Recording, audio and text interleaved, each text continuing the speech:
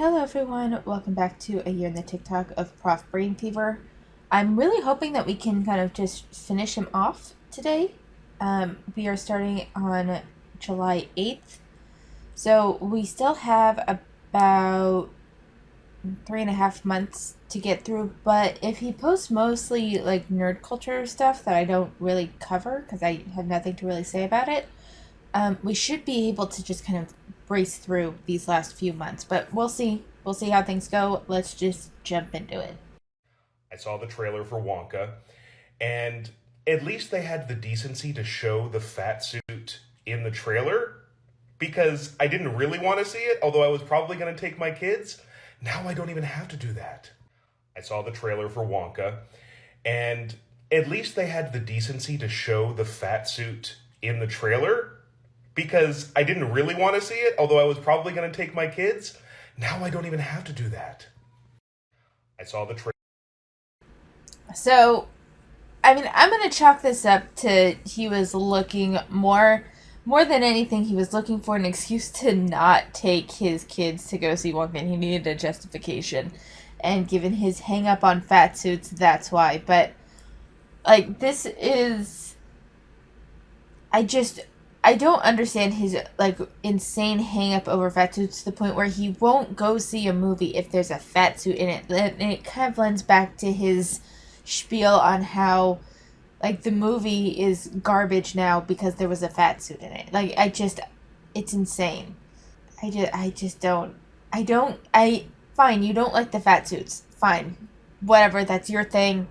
That I can't say I get it, but I'm not gonna say that, it's wrong. But to refuse to see a movie, to refuse to take your kids to see a movie because it features a fat suit, like, I don't get his obsession and his, like, clearly he feels personally attacked by fat suits. This is just his thing that he gets hung up on. I think you're a little confused. 99% of the time, I might be exaggerating a tiny bit, but almost every single time that a fat suit is used in a film, it's for a fat joke. That's why it's there. Why would I want them to keep the fat character that they have created with a fat suit so that they can make their fat joke in their film? Why would I want that?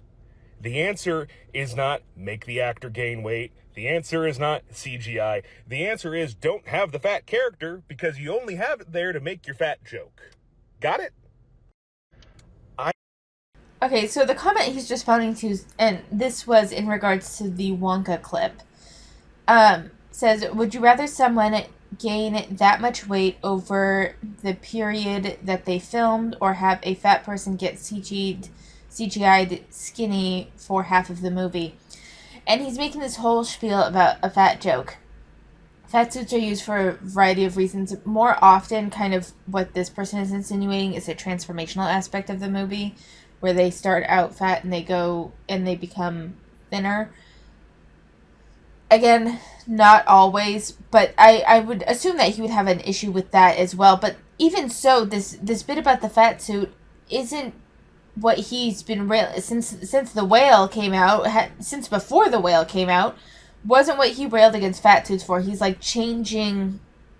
I mean, he can change his opinion and he can change his reasoning all he wants. It's not like that's wrong, but his new reasoning is even weaker. Like, if you want to get on an ideological soapbox about how fat suits are bad because it takes jobs away from fat actors and all that. If you want to get on your ideological soapbox for that, I don't agree with it, but I can see why you would feel strongly about that. This over a fat joke, the perceived fat joke, one, it's just a weaker argument all the way around because so many ones that even if they include, let's say they include a fat joke, the fat joke is not made, is often, like, especially with movies that are made more recently, is often slanted as that person is being an asshole, not haha fat person.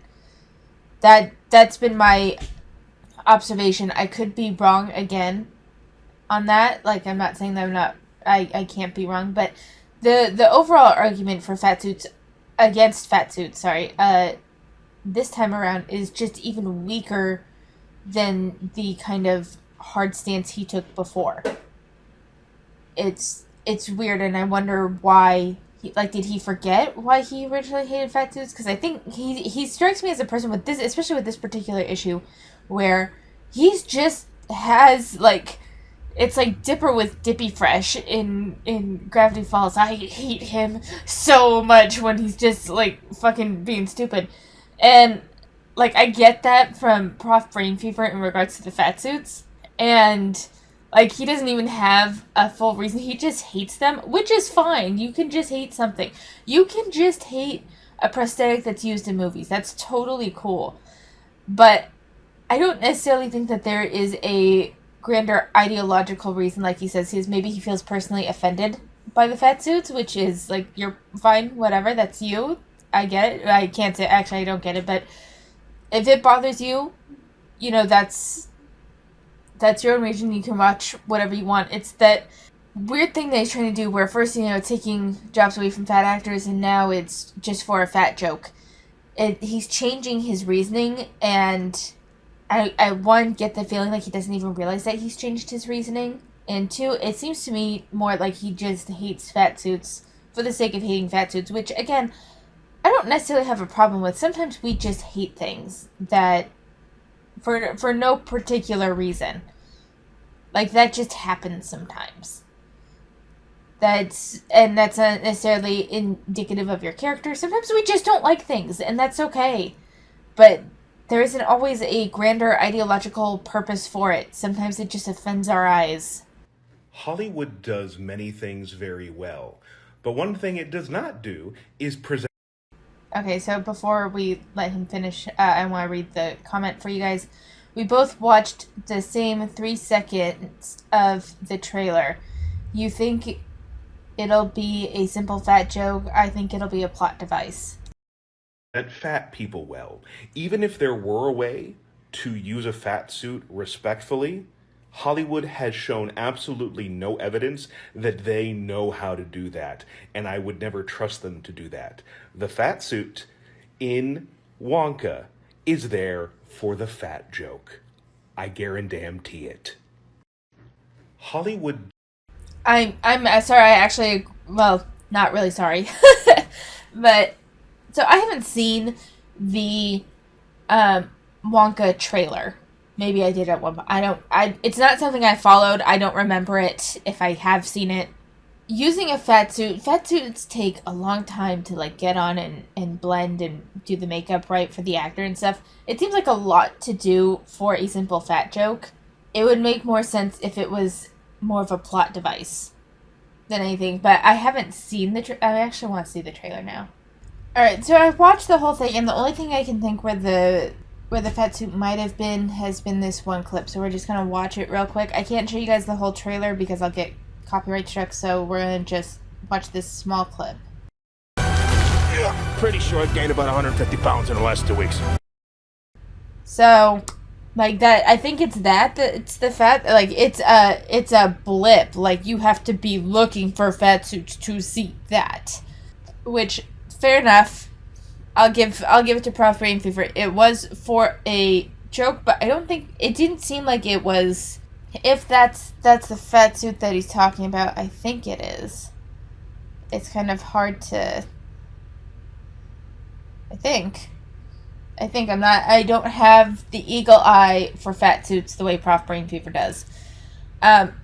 So granted, didn't see the plot device angle there. Oh yeah, so why is gaining weight a plot point in a movie about a candy maker? So it was that. So that is I guess that's a fat joke. To me, though, that's more like a relatability joke of when you find something really good and you end up eating a lot and you end up gaining weight. That was a blip. It wasn't really I agree with him. It was not a plot device. It was a fat joke. I didn't think the joke was that big of it was a joke, but it didn't feel like a fat joke the way I think of fat jokes when I think of fat jokes, It was more of that, for me, it was more of a relatability joke of, look at all these awesome candy. I've gained about 150 pounds in the past, what was it, week, 2 weeks, something like that. So, like, there's just that relatability of when the new food fad is in town and you eat too much and you gain so much. Like, I didn't think it was that big of a deal to me, but it was clearly to him, and I will give it to him, it was a fat joke, it was not a plot device. Also, just on my own opinion, that movie, that I watched the whole trailer, the movie looks incredibly boring to me. But that's beside the point, so let's just move on. Random question for you TikTokers out there. Did you make video content before TikTok? And if you did, was it the same type of video content, or have you branched off? I'll go first. In the early to mid 2000s, I was a YouTube atheist. Not super well known. I had like maybe a couple hundred followers. That was it. Luckily, I got out before a whole lot of them went right wing. I mean, I'm still an atheist to this day, but it's not something that I focus on as far as content is concerned. But I'm glad, in retrospect, that I got out when I did. What have you made videos about in the past? Is it different than what you do now? Let me know. I find it interesting that he was an atheist YouTuber, and that kind of fits there. So I used to be on atheist YouTube, not religiously. I watched Mr. Atheist. I think Jimmy's changed his name a couple of times now, so I don't know where he is now, and I stopped following him a while ago. Just because I was really into his content more for the experience as a Mormon and looking back and getting out of that and his perspective on all of that. But I did watch, I watched a couple of atheist YouTubers. I don't remember the other ones because it was just like whenever a video was recommended to me, I would watch one here or one there. And there was a distinct turn in atheist YouTube where it was more, I think it was more than just right wing. It was like alt-right levels of a shift. And I don't get me wrong, things overlap and stuff, but when things take from specifically just a religious point of view and try to equate that with either morality or a political stance or intelligence or anything like that, I start to just tune out. And anyway, I lost interest in atheist YouTubers a while ago, but it's interesting that he was an atheist YouTuber. Part of me wants to see if I can find his old YouTube channel. So this commenter, and I'm sure lots of people, believe that it is possible for a film or a television show to use a fat suit in a respectful way. And the example they give, if the role is a complex, well-written role that doesn't demonize plus-size people, you don't have an issue with it. I'm going to ignore the suit looks realistic because I've never seen a fat suit that looks realistic, but let's ignore that. If the role is a complex, well-written role for a fat character that doesn't demonize plus-size people, why would you use a fat suit? Why wouldn't you just hire a fat actor? Economically, it makes no sense, because however much you would have to pay a fat actor, that's a drop in the bucket compared to what you would have to pay makeup artists and prosthetic people to put together this fat suit. You have to spend the time of cramming a skinny actor into this ugly fat suit to get the performance you're looking for. Or you could just hire a fat person. Just cast a fat actor. That remains the answer. If you've created a fat character, hire a fat actor. It's that simple. So this comment. So the comment says, if the role is a complex, well-written role that doesn't demonize plus-size people and the suit looks realistic, I don't have an issue with it. And the thing is that, again, he's assuming that the fat actor would do just as well as any high-name person that they got to play the part. When that's not necessarily the case, number one. And two, the argument that it would cost far more to have makeup artists and people who are really skilled with prosthetic makeup, that would cost more.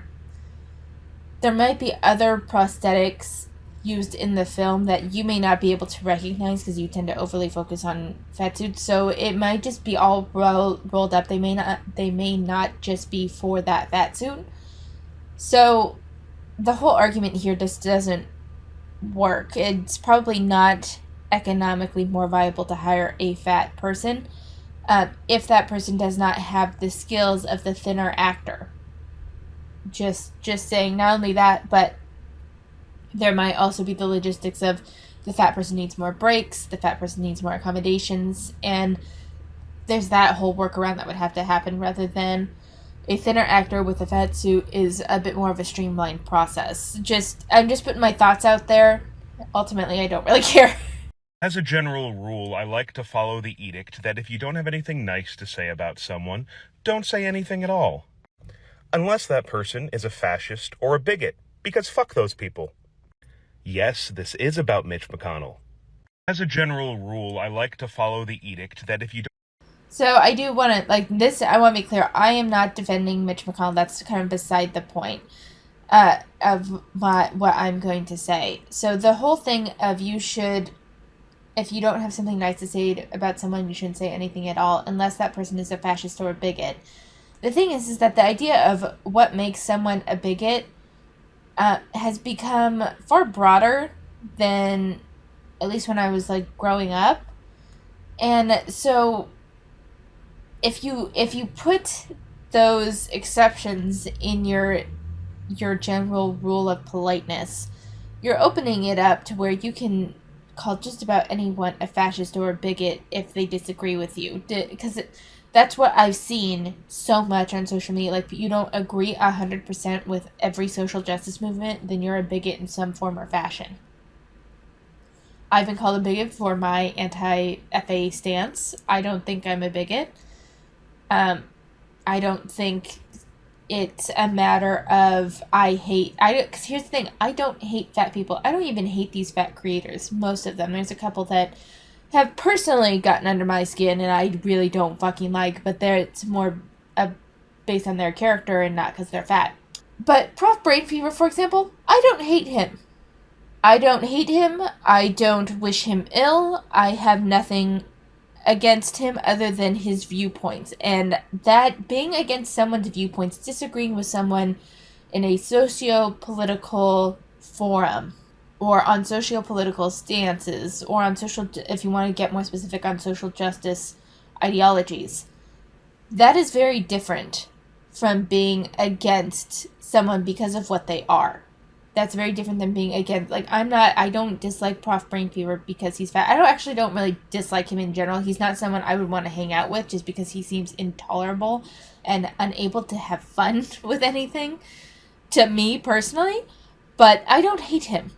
And so, but because I disagree with him on his fat acceptance ideologies, that would be enough for him to qualify me as a bigot and treat me poorly, even if I showed him respect.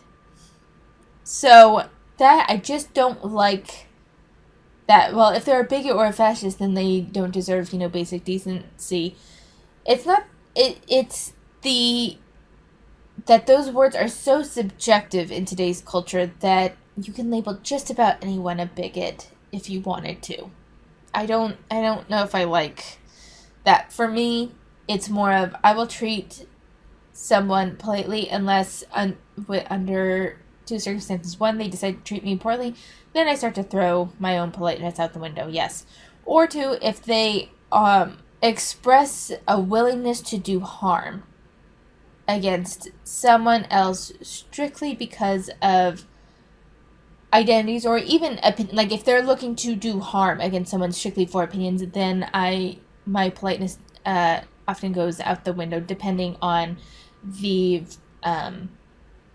volatility of that. I disagree with them, therefore there's a difference between I disagree with them, therefore I'm not going to talk to them. I'm probably not going to say anything. I'm probably going to maintain a polite veneer. But then there's also the I disagree with them, or I don't like what they are, and therefore I'm going to harass them. Then no, I'm probably going to confront you and have a bit of an attitude. But that's different than just perceiving the person as a bigot in my eyes. I tend to focus more on people's actions because what they think can change day to day, week to week, year to year, and based off incoming information. So that's where I am.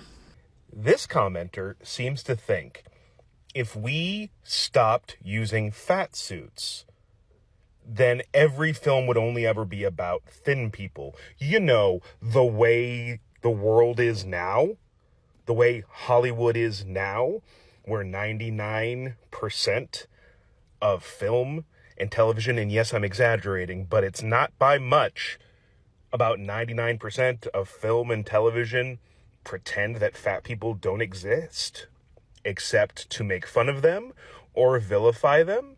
Or if it is about a fat person, they put a thin person in a fat suit. How would that be different? The only thing that would change if we just said, hey, no more fat suits ever, is pretty much nothing except fat suits wouldn't be used. And I don't know about anybody else. I cannot speak for anyone else. Once again, I am not king of the fats. But for me, no representation is marginally better than bad representation. And bad representation looks like a fat suit. So yeah, it would absolutely suck if Hollywood and TV continued to not feature fat people in any way that wasn't insulting to fat people. But they already do that. And if we can eliminate one way in which they're insulting to fat people by using fat suits, that would make me the tiniest bit happier. So the comment he's referring to says, also, I don't think you understand how resounding hard it actually would be. You're basically just begging for every film to only be about thin people. And the thing is that there's this complete ignoring of fat characters. Granted, they don't typically... I've seen plenty of fat people play fat characters. And sometimes there's fat jokes and stuff in it. Oftentimes there's side characters, but the side character representation is positive. Again, sorry to go back to it, but she was one of my favorite characters, and that's Suki from Gilmore Girls. Like, Suki was like a wonderful character whose job centered around food. And she was never vilified for it. She was very good at what she did. And it was never, her weight was never something that she was made fun of for. There were never fat jokes made at her expense as far as I can remember. The funniest thing that happened with her was when her in-laws took her turkey that she was trying to make into this like very traditional turkey, and as a chef like really prepared this wonderful meal, and they deep fried it, and her heart was broken over it because that's not what you do with a turkey in her eyes. And like, so she gets drunk at Thanksgiving to mourn the fact that she couldn't cook the turkey. But the thing is that you can say that that's bad, but it was funny because she's a chef, and it wasn't about that she wanted to prepare the turkey in the way she wanted. It was an insult to her art. That was what was funny about it. So, I don't know, there's plenty of characters out there, if you look for them, that are positive fat representation. They may not be the exact narrative that you want, but that doesn't mean that they are bad representation. Please, tell me where I can find the film or the television show in which the creators are fat, the story is about being fat, and they cast a thin actor in a fat suit. Tell me where that is. Please, point it out to me. Because guess what? It doesn't exist. Please. So, the comment he's responding to says, genuinely, what would be more disingenuous? A movie about being fat, starring real fat people, made by an entirely not fat crew, or the opposite? And the thing is that I think his outlining there of the kind of narrative they want. A story about a fat character, and the story is about being fat, and that is where the disconnect for me happens. I don't think that the character... This isn't about, like, a gay coming of age novel where being gay is part of the hurdles kind of hurdles. It's that exploration of identity, and it is the realization that you may not be following traditional norms, but it's who you are. Makes sense because it is very much a coming of age story, and that is part of what coming of age stories are about, is finding, exploring, and accepting your identity. A story about a fat character, and the story is about them being fat, but it's not about weight loss, it's not about getting healthy, it's not about transformation, and you don't want it to be one where maybe they do want it to be one where the fat character is actively victimized. It's like you kind of have either a very bland story that doesn't go anywhere and isn't going to be very interesting, or you have one in which the fat character is just constantly kind of beaten down and victimized in almost this cartoonish fashion, which reads as disingenuous itself. Because we'll kind of see this when we read Starfish, which I'll talk more about at the end of this video. But I don't know. I think his outlining of the story that they want is kind of shows why they don't have stories like that. That sounds incredibly boring. And not only that, but like actually, isn't that similar to Shrill, where the story is about her being fat? It's played by a fat actress, not with fat suits, so watch Shrill, I guess. There you go. It really sucks that because Trump lied about his weight when he was booked, I'm now going to have to hear a metric fuck ton of fat phobia from people who ostensibly I'm on the same political side with. So that'll just be fun. Okay, you can call it fat phobia all you want, but the same thing is said about Trump's hair. If he were short, he would be made fun for being short. Like the pot shots and the easy targets, hair, weight, height, are things that we do with people we don't like. It's just kind of a natural thing. And I know some people are like, well, you're encouraging the demonizing of these attributes. I disagree. I think part of what makes it funny to make fun of people for those things is because they're terrible people and that you don't like them. And there's this, I don't know, it's a cheap and easy dig. If you really kind of view it as, well, then you're validating making fun of this attribute, I understand not liking it. It's just one of those things where it's like, I think there's a little bit more going on than just straight fat phobia, you know? As the parent of a school-age kid, I always have to focus on whether or not they've forgotten anything to bring to school with them. The most important of those is not homework, it's lunch. I always have to make sure my kids remember to bring their lunch with them. But we recently, in the last year, moved to a new school district, and the new school district, public schools, provide not only a free lunch to every student who wants it, they provide free breakfast before school starts for any kid that needs it or wants it. And that's just phenomenal. The fact that no kid is going to go hungry. No kid is going to have to worry about the fact that their stomach is rumbling when they're trying to learn 2 + 2 = 4. That blows me away, and it blows me away that this is not nationwide, because it absolutely should be. Now, there are a lot of political positions and there are a lot of political things that you can disagree with and still kind of be a good person. This is not one of them. If you don't think that every kid in our country deserves free lunch and free breakfast when they go to public schools, I just don't think you're a good person. So, in terms of this, I do want to just say a couple of things. They said they moved to a new school, and I just want to say, someone who works in the school system, the school that he's going to is likely a Title I school, which means that more than a certain percentage of kids fall below the poverty line and are qualified for free school lunches. I work at two schools, one that's a Title I school and one that is not. It's like the rich school of the district. The rich school of the district does not have free lunches. Only the Title I schools do.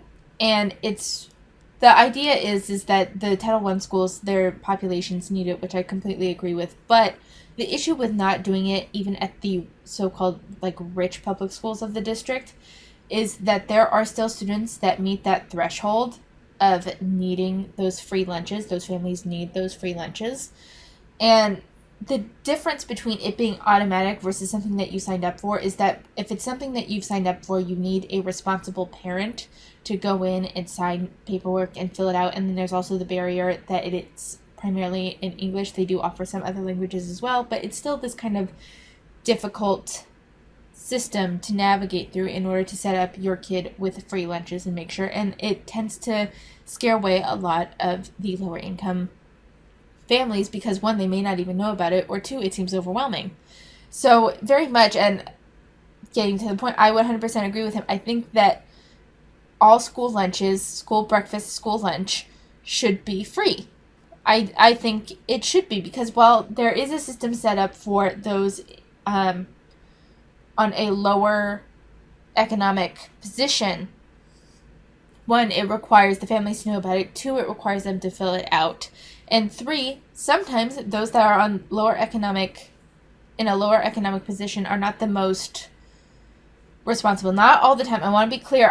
This is not villainizing families who are struggling.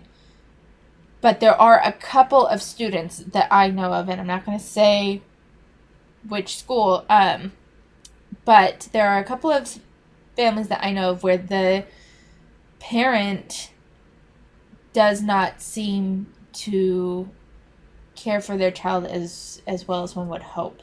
I know even a couple of families where CPS reports have been filed and stuff for those children, but nothing happens because it's not serious enough. So meanwhile, the kids are struggling, may not have lunch money, families may not have signed up for those free lunches because the parents simply don't fucking care.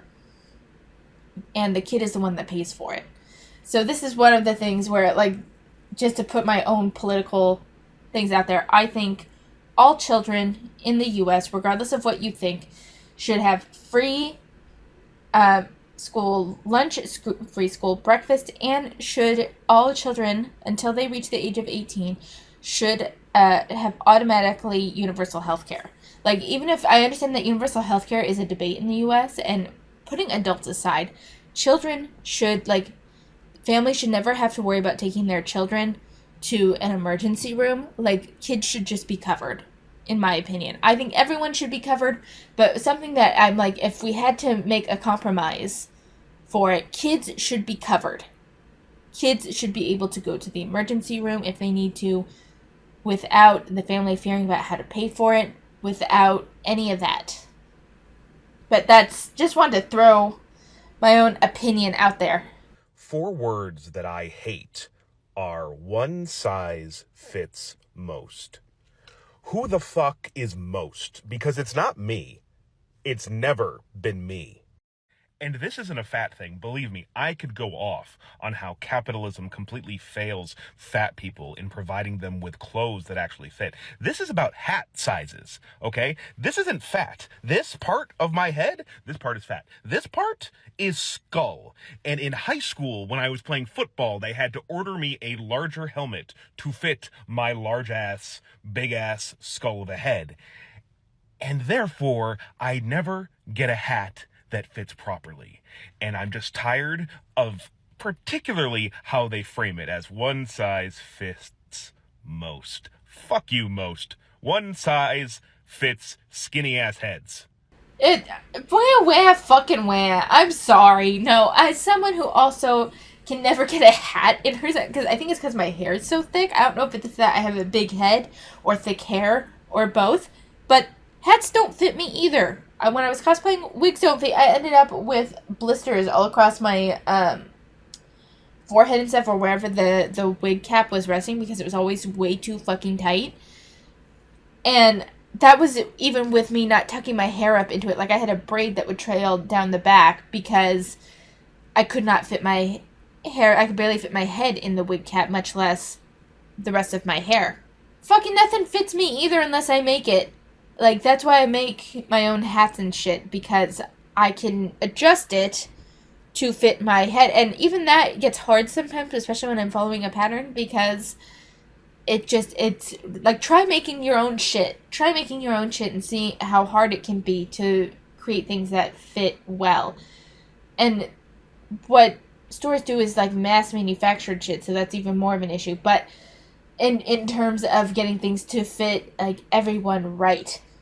But if we're just talking about like yourself, you make your own fucking hat and see how hard it is to create something that fits right.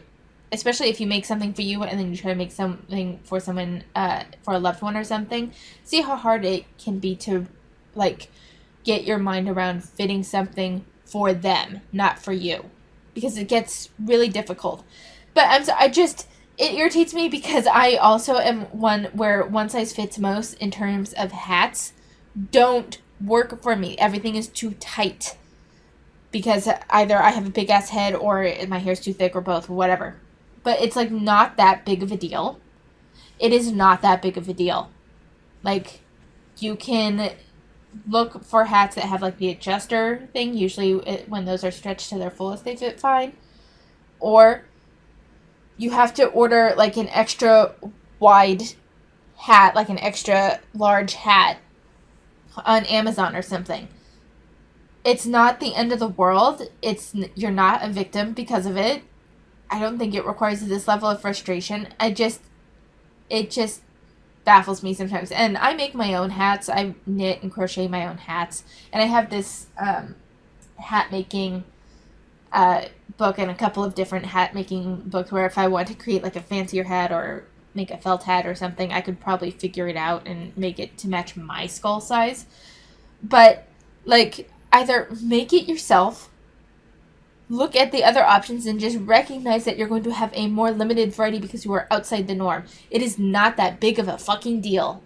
Sorry, it just gets under my skin when they act like you're victimized because something doesn't fit you. I have a shit ton that whenever I go shopping, I've said this before, I have a largish bust and wide shoulders. Finding tops that fit correctly is nigh impossible. They are usually a bit baggy, which is fine. I prefer them that way anyway. But trying to find things that fit the way they're supposed to fit on me can be very difficult. Fun fact, I'm actually taking a sewing class starting next week.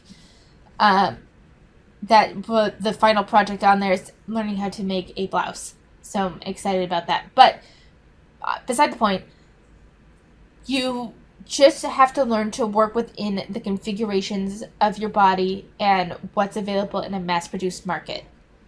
Everyone has to make accommodations in some form or fashion for something. You are not the only one. It is not exclusive to you. You may have a big head. Other people can have really small heads and like everything's too big.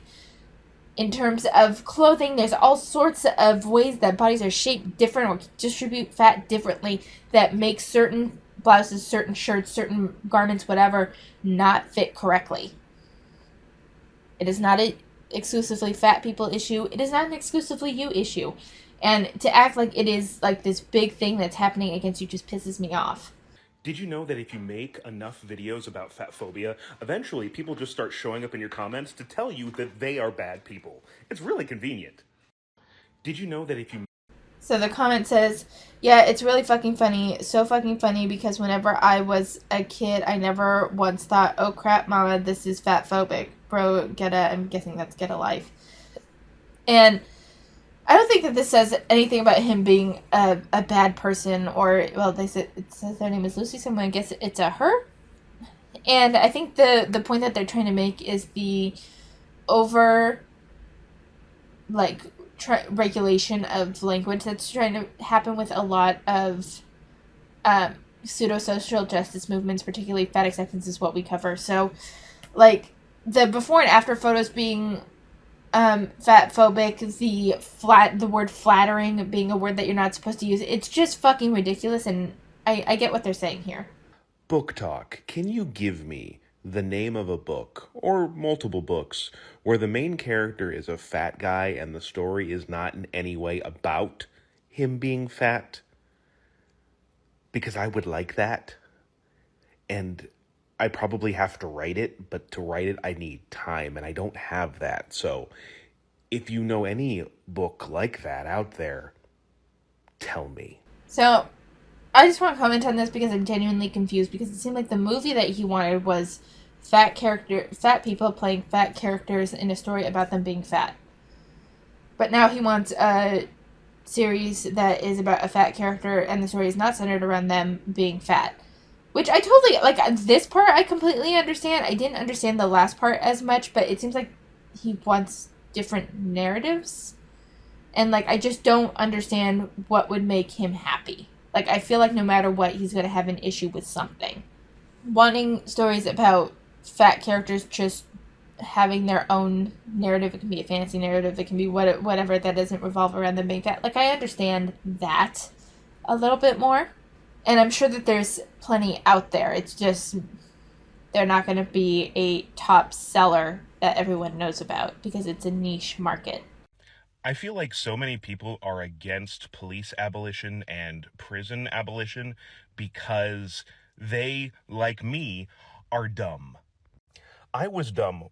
I still am dumb, but I was particularly dumb when I first heard of police abolition and prison abolition because I assumed that just meant get rid of police, get rid of prisons, and that's it. Just stop there. Nothing else.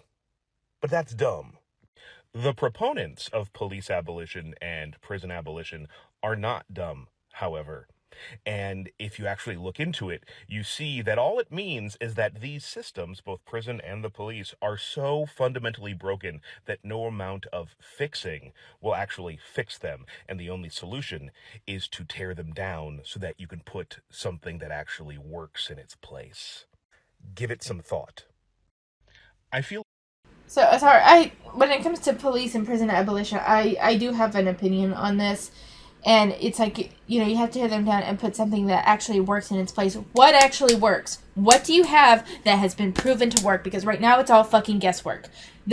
It's this smug, like, we put things in that actually work. Social programs can only take you so far. Don't get me wrong. I think that there's a lot that we arrest people for those people would be better served in some sort of social program. It's particularly around drug offenses, a lot of drug offenses, rehab, halfway houses, that sort of thing would probably serve those people well. When it comes to theft, especially like petty theft, like how many of these people just don't have the means to pay for basic necessities and fell through the cracks and had to steal in order to survive? Those things would probably be better channeled into social programs. Youth that vandalize shit probably have too much time in their hands and need some sort of guidance program better used for social programs.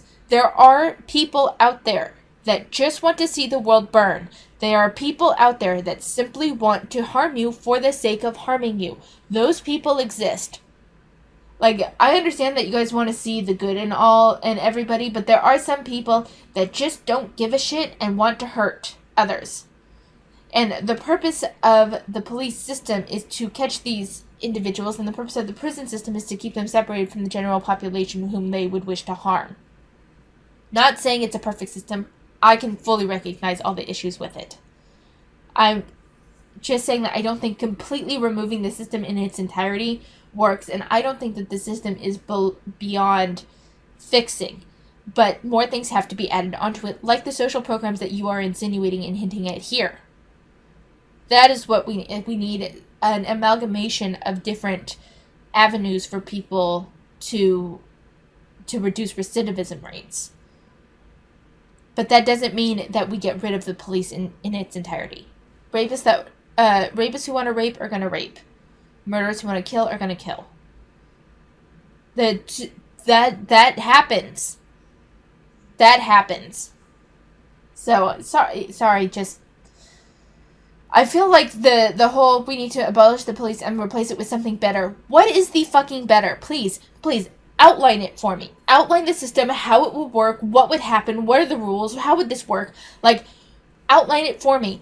A man drugs a girl in a nightclub, rapes her. What happens to him in your abolished police system?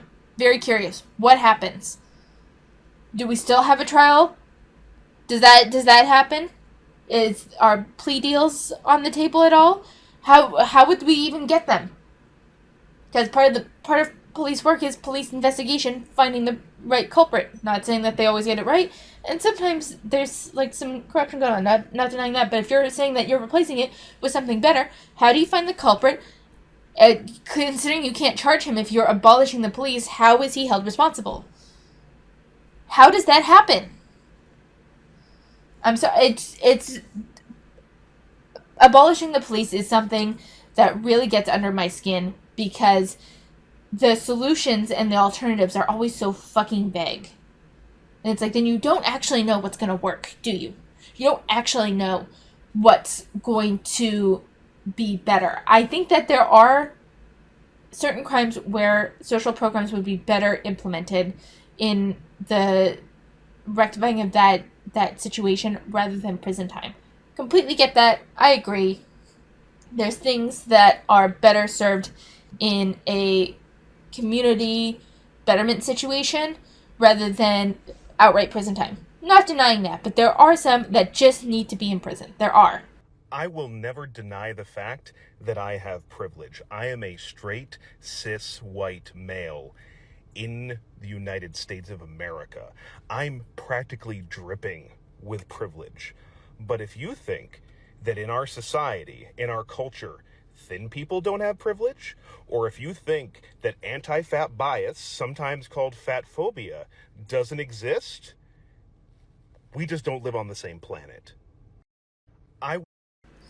So I'm not going to say that anti-fat bias doesn't exist, because there are people that are assholes, and there are certain circumstances where it's an issue. I don't think it's nearly as wide of an issue as the fat acceptance movement tries to claim that it is, number one. And number two, that's still not addressing the idea of fat people having privilege, which you kind of dance around. The fat people do have the privilege of having clearly an abundance of money for food, for an exceptional amount of food in order to get to that weight. That is the point. Like, you have to eat a lot, and you have to be able to spend a lot of money to get that food, to eat that much. So let's not pretend that being fat is entirely like an oppressive experience like fat people try to claim that it is. You have the money and the means and the free time, quite frankly, to eat to that level. There's privilege there. All right, everyone, we have finished ProfBrainFever. We have gotten to the end of it. It was mostly fat suits. That was mostly what his was about. But we're done. We're done with him. And just want to do a couple of housekeeping things. One, I am 183. I don't know if that is a pound down from last week or the same. It's one or the other. But I will say I wore a skirt and like an outfit that I haven't worn in a long time, and it was so fucking loose on me. I'm so excited. Like, I was like, the scale isn't moving much for me, but I've been working out a lot, and like, it's showing in the way my clothes fit, and I'm really excited and happy about that. Still have not finished that fucking macrame project. It's not getting done. Honestly, I've just been like, my job currently is wearing me out. I'm getting I have typically 13,000 steps by the time I get home, but then with chores and stuff that I have to do around the house before the end of the day, I'm anywhere from 15 to 18,000 steps. I'm so fucking tired most days. So, like, having the energy to do creative stuff right now is difficult, but like, I'm slowly finishing shit. I'm slowly making progress on shit. One other thing is that Amazon Prime Day was this past week, and I was able to get 450 modeling balloons.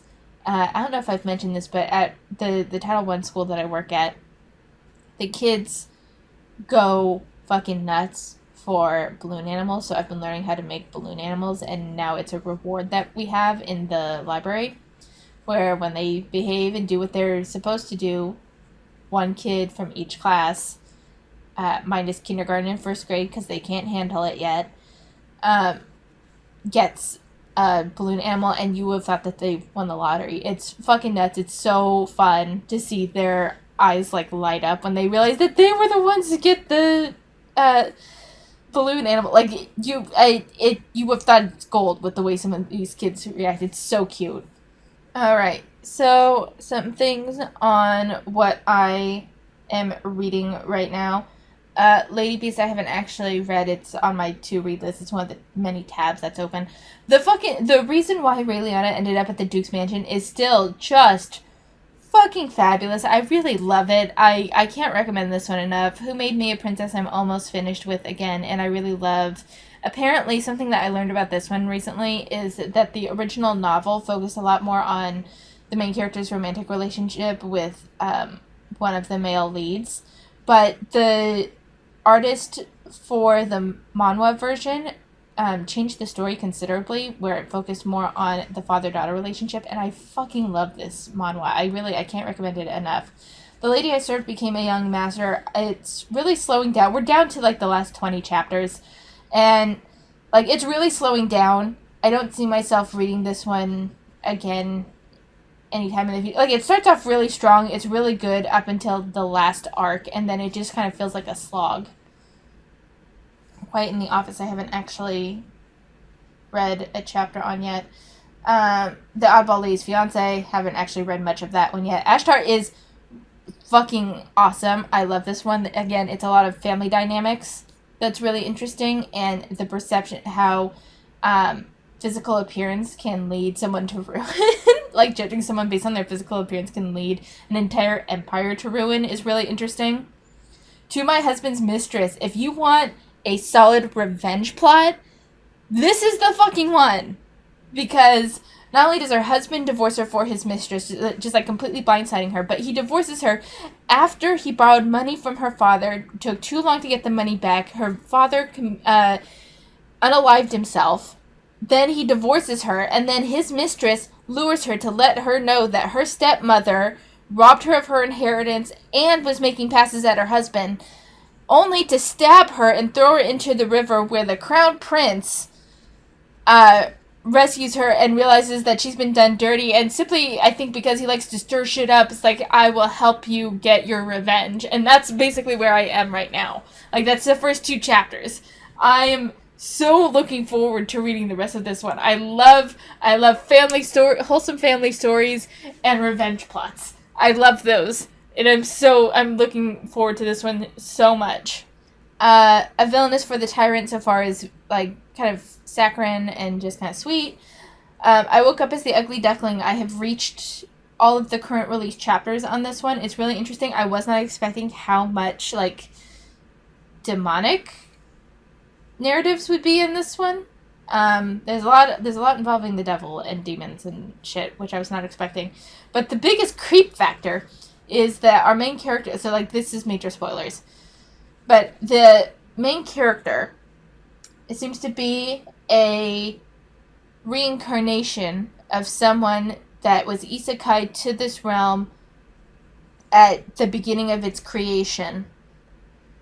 And the person, like the other most powerful being at the time of this creation, fell in love with her, but was like really fucking immature about it, got jealous. I don't know what happened to her during that timeline. That's something we're still finding out.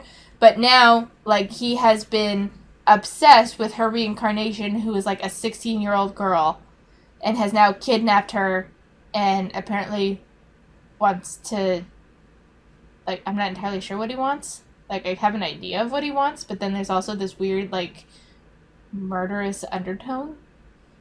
It's fucking weird. It's fucking weird. I mean, it's entertaining, but it's fucking weird. And then we have, again, Divorcing My Tyrant Husband. I fucking love this so much. I love this so much. It's so fun. The Empress Wants to Avoid the Emperor. It hasn't made a huge amount of progress. Neither has Beloved by My In-Laws, which is right here. These 2 M-rated ones. The Emperor is Hard to Please is hilarious, but Hair-Raising Desires is just kind of weird. I don't know if I'm going to keep reading that one. The Mistress Runs Away hasn't made any significant progress since I last told you guys. and I haven't read any of those since then. So that's where I am with all of my fucking reading. Like, this is where, when I'm too tired to focus on anything creative, this is what I do. I read these manhwas. And so, that's where I am. I'm gonna leave it here. I am working on a 3,000 subscriber special. I'm hoping to record it this weekend or next weekend.